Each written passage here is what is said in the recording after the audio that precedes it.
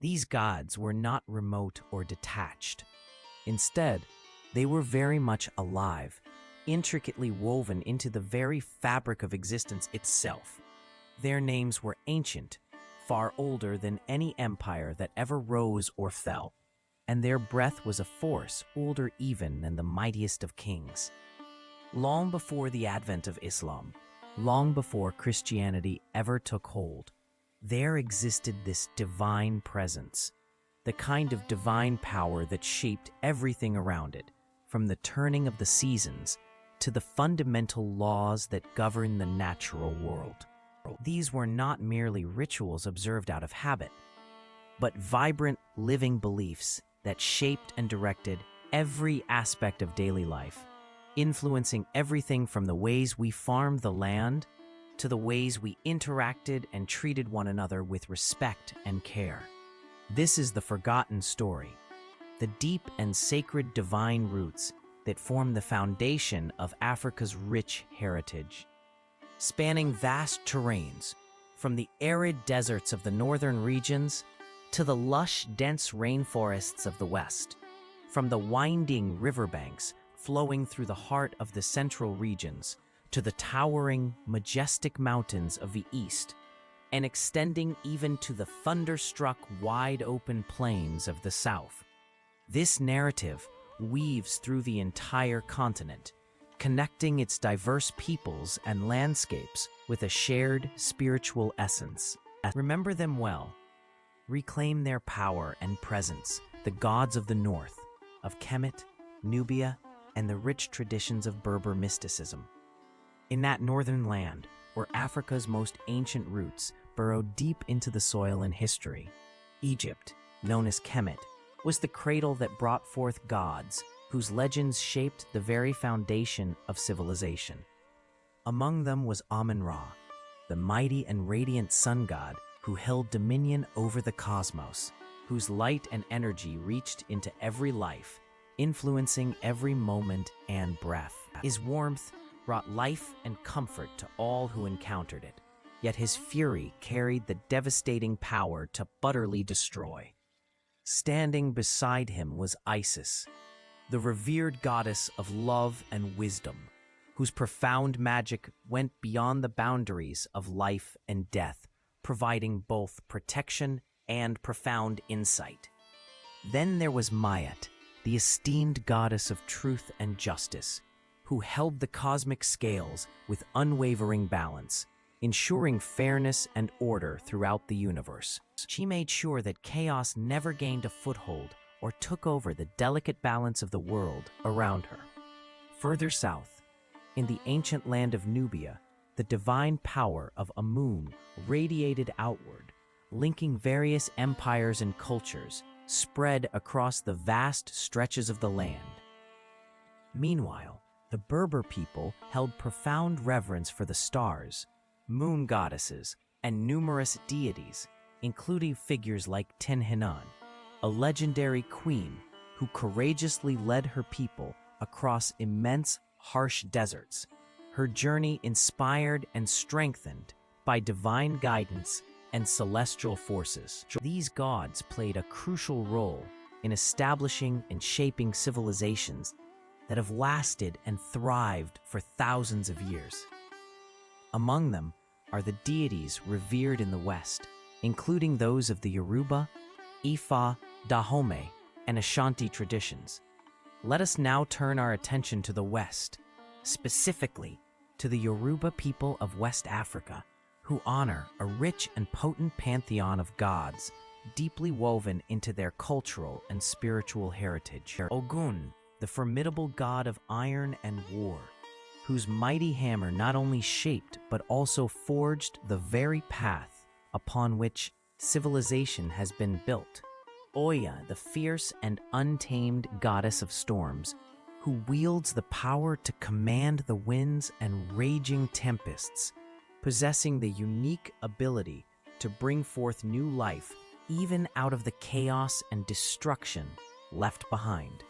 And Olodumare, the supreme and all-encompassing being, whose divine presence and authority extend over all things, reigning majestically across the entire universe. Yoruba belief in Ifa, which is an ancient and intricate system of divination, served as a vital way for people to communicate with the divine forces, helping to guide their decisions, actions, and understanding of the world around them. Farther to the south of the Yoruba lands, the gods of Dahomey held a similarly powerful and respected place in the hearts and minds of their people. Among these deities were Maulisa, the divine twins representing the sun and the moon, who were revered for bringing balance and harmony to the universe as a whole. The Ashanti people likewise held deep reverence for their ancestors, firmly believing that these forebears walked beside them, actively shaping their destiny in partnership with the divine forces. These gods were not just distant entities, but the very heartbeat of African spirituality, serving as guiding lights for kings, communities, and the broader world that surrounded them. Central to this spiritual framework were the gods of the center, the rich and complex Congo cosmology, and the potent sacred power embodied in Nkisi, and deep within the vast and vibrant heart of Africa. Across the rich and mysterious lands of the Congo, the people held a deep and enduring belief in Nzambi Mapungu, the powerful creator god, whose very essence was the source from which all life sprang forth. Nzambi was not a remote or detached deity. Rather, he was intimately close, woven into the fabric of existence, ever present in the natural world, and alive within every human being's spirit and daily life. The Congo people held a profound belief that every action they took and every moment they experienced carried divine significance and meaning. Central to their spiritual life were Nkisi, sacred idols or charms, which were thought to contain powerful spirits capable of offering protection, healing ailments, or even altering the course of one's destiny. These spiritual objects were far more than mere symbols. They were considered living, breathing forces, actively present and influential in the everyday lives and decisions of the people. This profound and unwavering connection to the divine deeply permeated every facet of life within the Congo Kingdom, where gods and spirits held dominion over both life and death, influencing and guiding every decision made by its people. The deities from the east, including those worshipped in Ethiopia, Kush, and those linked to the legendary Queen of Sheba, were revered with great respect. In the east, the ancient and powerful kingdoms of Ethiopia and Kush paid homage to Wak, a mighty sky god whose presence was tangible and felt in the swirling clouds and raging storms overhead. Wak wasn't merely a god of weather. He played a vital role in shaping the daily lives of the people. He brought not only rain but also fertility to the land, ensuring a bountiful harvest and overall abundance for the community. The Queen of Sheba, whose famous journey to visit King Solomon's court has become a well-known story told far and wide, traced her origins back to these deep-rooted ancient beliefs, connecting her legacy to the powerful influence of Wak. She was widely believed to be divinely inspired, with the gods and spirits flowing through her bloodline, guiding her every decision and empowering her strong and influential rule. Even the Ark of the Covenant, which the Ethiopians proudly claim to possess, is regarded as a sacred and divine relic, serving as a powerful symbol of their enduring and ancient connection to the gods. These deeply held beliefs, grounded in the divine and spiritual realm, remain a vital and defining part of Ethiopia's cultural identity and heritage to this very day. The gods of the South, including those revered in Zulu, San, and Xhosa spirituality, hold a profound place in the cultural landscape. Among the Zulu people, a central figure of worship was Unkulunkulu, the great creator who is believed to have brought life into being on Earth, shaping the mountains, rivers, and all the animals that inhabit the land.